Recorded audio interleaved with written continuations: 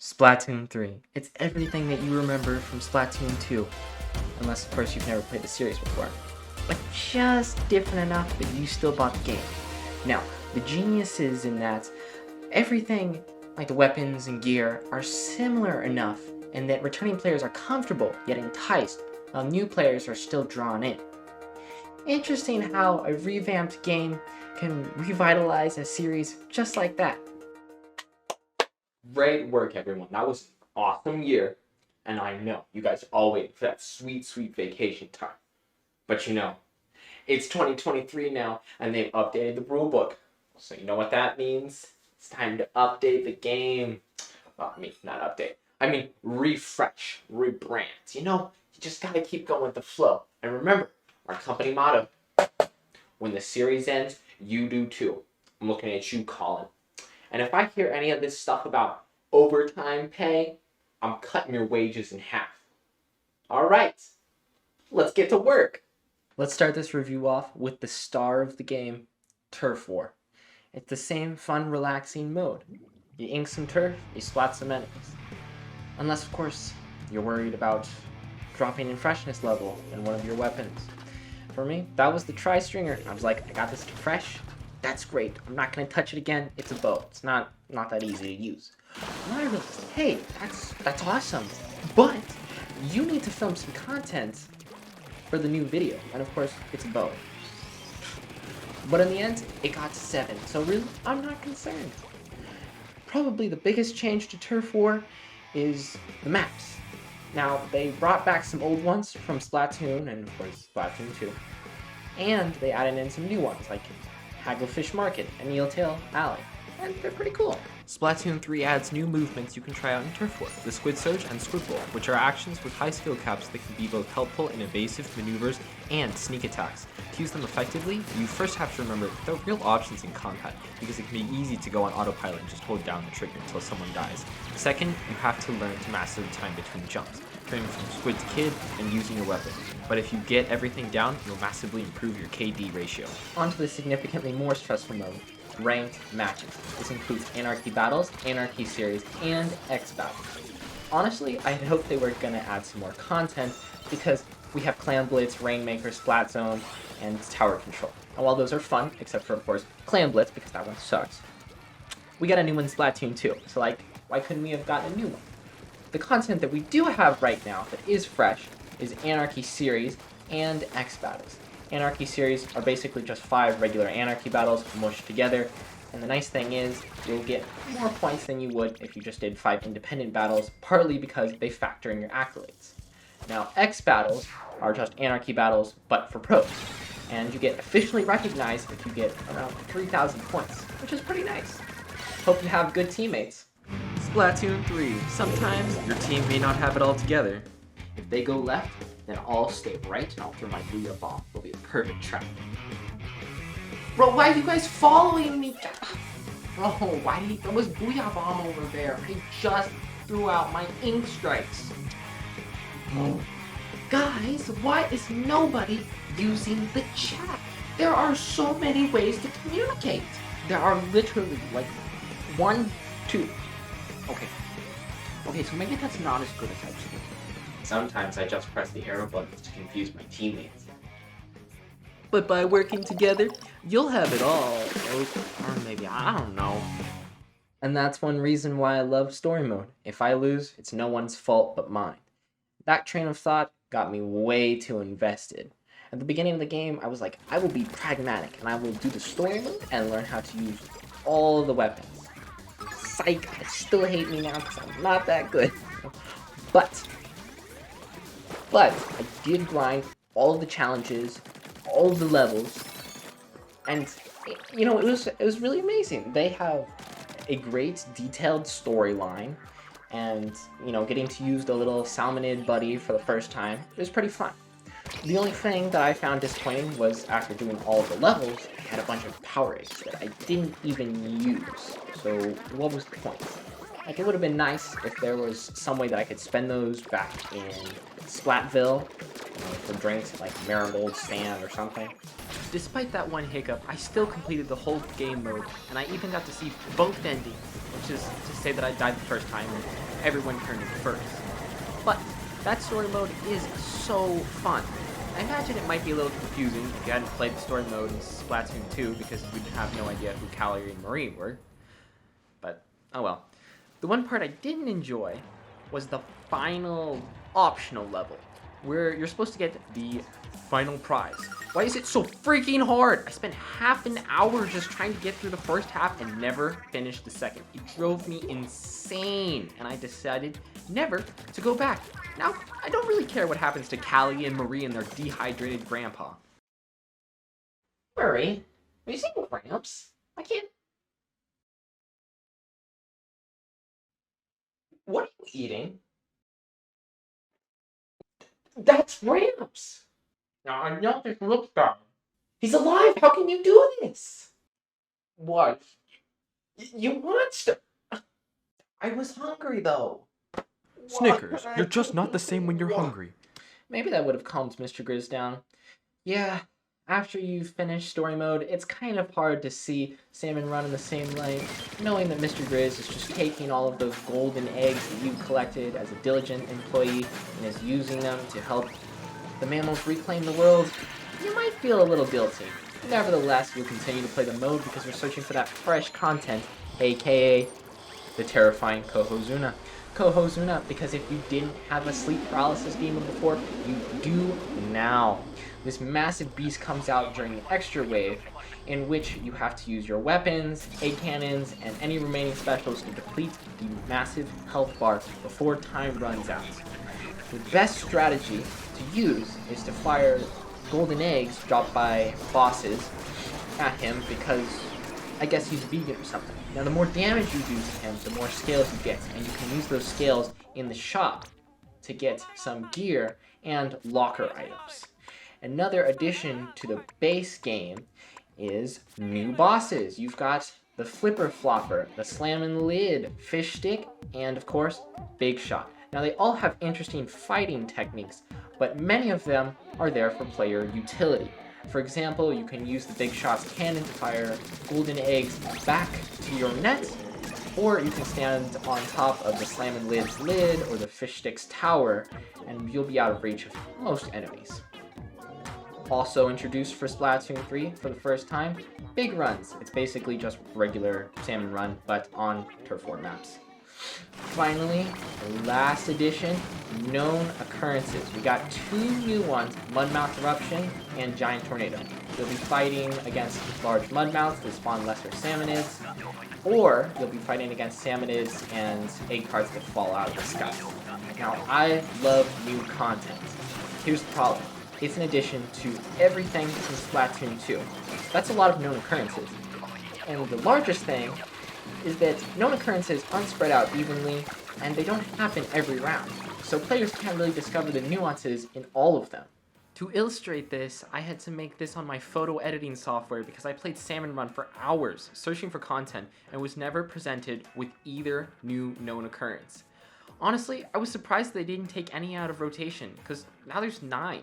Now I've been playing since mid-November and I'm just starting to figure out these new modes and refresh my memory on the old ones. What will it be like for the new players who are faced with more content than ever? Hey, Salmon Run, buddy. I didn't even know anyone let's used just this win app. this Salmon Run and then I get professional. What? Professional? My brother said this is novice. What are you playing with? My Switch? No, I mean, what controller are you using? The Joy-Cons. Let me guess. You're using the Switch screen and not a computer screen. Well, yeah. Fine. Oh my goodness. What's this? What are we supposed to do? All right. This is Giant Tornado. A giant tornado? Oh my gosh. Have you never played this game before? Well, Big Brother's been playing it, but I got it for All Christmas. right. Fish fall from the sky. Egg crates appear on the beach. Oh my goodness, Yes. that just keeps splatting me. Whoa. I don't get this. It's so hard. I wish you had never gotten this game for Christmas. Well, Santa gave it to me, and he's not going to take it back. So, tough luck. Ho ho ho, you stupid What are you little doing boy. here? What? No, want it's that game mine. It's back. mine. You can't take it No. back. Don't make me throw No, coal at stop. Ow. Ow. Ouch. What? you. Happy Bro, friggin' stop. New Year's. Huh, well, I guess at least this round doesn't count. I wish. Unfortunately, at some points, you might just be losing because you're bad. It's a tough pill to swallow, but luckily, it might just involve a weapon change. Choose the right one, and all your problems could be solved. Thankfully, Splatoon 3 has expanded their weapon roster, allowing you to find your true potential and experience some fresh content. As a Splatoon stamper main, I could not ask for more in the game. The new dynamics of shooting multiple horizontal slices, or charging up a more damaging vertical slice, or instant killing someone on contact are so fun. Really, either Splatoon is a good choice. As for the bows, very interesting. The new mechanics from the bows like vertical versus horizontal shooting, as well as the bombs that come from the tri-stringer, give a fairly high skill floor to these, and I don't think I've reached it. I think that the tri-stringer is the superior of the two, mostly because I don't understand how the reflux is supposed to be used. Is it a shotgun? Is it like the Nautilus? How can you win a close encounter, which is pretty much the only kind of reflux can do because of its short range, with an opponent when you pretty much only get one shot? Now, the other weapons that were added during the December update, like the new splatter shot variant and the big sweep roller, don't add much in the way of original content. They really just fiddled with the stats of existing weapons, which is fine if you were looking for a little more variation. While the third weapon added, the Sniper Rider, does mix up traditional sniper mechanics a little, it is, in my opinion, garbage. It's like taking the one good thing about the Swiffer away. And I don't even like the Swiffer. Like, getting a dead-on hit on your opponent is hard enough once, and even harder when they are actively trying to dodge your shots. Now you have to do it multiple times. It only seems to work on stationary opponents, but then again, that could be said about every other weapon. But when compared to the new subs in this game, the new weapons seem like glorious bonuses. Oh, wait, there's only one new sub, right? The Angle Shooter, arguably one of the, if not the worst sub in the game. Unless you're able to really do great quick math in your head, there's no way you're going to be able to hit an opponent. And even if your opponent's right in front of you, you're just going to tag them? Why wouldn't you just use your weapon to finish them off, right? And unlike Inkmite, which alerts you of an enemy in a place you don't want them to be, the Angle Shooter just tags them, and then you're just looking at them, and they're going to shoot you, or you're going to shoot them. So what? Taking the crown for the most improved part of weapons gameplay might be the new specials. The Killer Wave 5.1, Reef Slider, Zipcaster, Trizuka, Inkvac, Crab Tank, Tacticooler, Wave Breaker, Triple Ink Strike, and Big Bubbler have been added in addition to the 3 specials from Splatoon 2, Splashdown, Booyah Bomb, and Tenta Missiles. The sheer volume of new, or at least revamped content when compared to the prior sections really makes these stand out. There's something for every playstyle, and all of them are pretty much enjoyable to use. There are more offensive abilities like Trizuka, Roof Slider, and Killer Whale 5.1, more utility-based ones like the Tacticooler and Big Bubbler, and ones that combine both, like the Zipcaster and Wavebreaker. To be frank, I don't really miss the old specials. The bomb launchers, Stinger, Ink Armor, Baller, or Bubble Blower, most of them were ineffective, easy to counter, and not nearly so fun to use when compared to those in play now. The last change to weapons actually comes outside of that. It's Sheldon licenses. In prior games, you would buy weapons with, gold, whatever that currency is. But now, Sheldon's got his own currency, and I'm not really sure how I feel about it. In the beginning, I found it really stressful because there are a lot of option choices, and not that many Sheldon licenses. Now, I was lucky enough that I played Splatoon 2, got high enough rank, so I had 3 golden licenses, and I was able to buy whatever I ended up buying, like the E-Liter 4K, Relay Choice. But I think that new players should get 2 Sheldon licenses every level, because what if you get a Splat Charger? You're like, sure, let me try this out, and then you figure out you suck. So what are you supposed to do? Grind with your Splattershot Junior with other low-level players that are unreliable?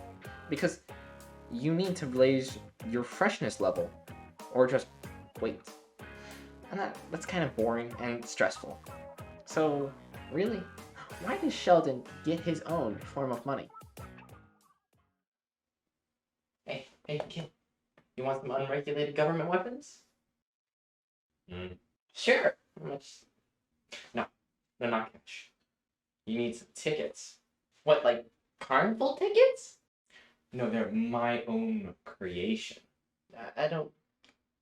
Bro, I'm literally the weapons guy. Look, I'm supplying unregulated government weapons to you, and all you gotta do is get some ticket. Now, come on, come on. Is this like crypto? No, it's not like crypto. Sheldon finally has a good backstory, which he deserves. It isn't his first game, but all these other reflavored shopkeepers, they're the real ones that you've got to look out for, because they're gonna make you go bankrupt just so you can have good gear. Why? Income, star levels. Star levels are nice and frustrating at the same time. I like how you have to work to unlock more ability slots, because before progression on a piece of gear was super quick and not really rewarding. But it is very annoying waiting for the shop to finally get your piece of clothing in stock. Other than that, the farming for chunks thing hasn't really changed. I was never interested in maxing out a specific ability on all of my items though. Looking over all of them, I believe they suit different playstyles, so unless you're going to create outfits for different weapons, it's probably fine to just stick with what you get. You would have to be so rich to create multiple different outfits. Finally, the best added quality of life content is personalizations of your character and profile. Things like the dance, the names, of course, loving big man is a requirement, the card, and badges. They're great ways to intimidate your opponents or give yourself cred. The most interactive part of personalization is probably locker customization. In Splatoon 3, every player gets a locker in which they can show off weapons, stickers, prizes, gear, and items that can be bought at the store, unlocked from the catalog, won from events, or gained from story mode. These are entertaining to decorate, but they start off so small that low-level players really can't do much. Nintendo seems to be dipping its toe into the world where games are less structured and allow for more creativity, which I can appreciate because personalization allows players to get attached to the game. Right? They offered more visual customization options and setup, and even let you have a small fry. Not that the small fry is very relevant to most of the game, but it's those artistic touches that count. They just need to step it up, especially since lots of other games offer so much more variety. Just don't go too crazy. It's time to customize your character. Alright. Design your character's face. Choose hair. Sure. There are 200 realistic options. Uh-huh. Shape and size of head. Well, I guess I'm going to be playing this game for a while, so I better make something nice. Choose eyebrow color, Just length, let shape, me get height, through this. placement. You have opted to choose individual colors for each No. eyebrow hair. No! Innie or outer. Could it possibly matter? Shape of left toe. This game was based on them not having ankles. If they didn't have ankles, why would they have feet? They do when they die in the end. Bro, you spoiled the game! Hey guys, this is Editing Me. Just a quick little disclaimer. That clip was not supposed to be undermining games that are adding a wider variety of hairstyles, a wider range of skin color. They should have done it a while ago. It's about high time, right? Instead, I was just trying to make fun of games like Cyberpunk, where people are literally making Peter Griffin or Shrek in real life because there's just so many customization options. It's insane. Alright, back to the video. Oh well, perhaps Splatoon didn't spend too much time in that part of the game, but they did in another that was severely lacking. Digital card games, aka Table Turf Battle. Not gonna lie, when I saw those cards popping up as rewards in story mode, I was pretty excited. I was like, this could be some Pokemon kind of thing. And then I didn't play it for another couple of weeks because I literally couldn't find it. You know, in all fairness, Splatsville isn't that big, and with just some simple exploring, you could probably find it in 10 minutes. But it's not on the easy to navigate menu, and there's so many other options for entertainment that, like, why would you?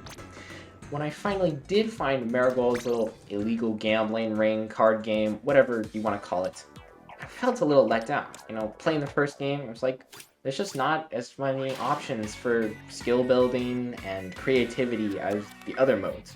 The premise is to score points, like in Turf War, by inking as much of the grid as possible. You do this through playing cards based off of certain weapons, subs, enemies, or other things in the game that cover different areas with their different shapes. You must build off of your existing ink squares and cannot cross over your opponents, except when you activate a card's special. Basically, each card's design has a special darker square that, when surrounded by 8 other squares, is activated. When you have enough activated squares, you can play a card special. That is, you can place the card on your opponent's light squares so long as your design still builds off of your existing inked squares. I explained it because I didn't read the instructions well the first time, which made the first couple of games even worse. I've been fairly critical of this mode, but honestly, I don't think it was worth the time. I would have preferred more base content. But surely Nintendo's pandering to someone. Nobody likes this mode? But it's table turf. Battle, I thought everyone would like this. I watched all the videos. Well, the video. I trained competitively. I bought the merch. I mean, it was my merch, but still. Nobody wants to buy it. I thought I could play this competitively. I thought I could be the best. And now, I made experiments on the public. I thought they would like it. Haha, now I can play my Splat Deweys card. Oh, please don't. Oh, but you won't be ready for this. My Splatterscope special. Oh my Yes. goodness. Wow, you beat me. Checkmate. You're very good. Who would have thought that I could beat Mark Zuckerberg, the world's finest game, Table Turf Wow. Battle? Now I'm glad that you enjoyed it just as much as I did. Yes, I enjoyed the game.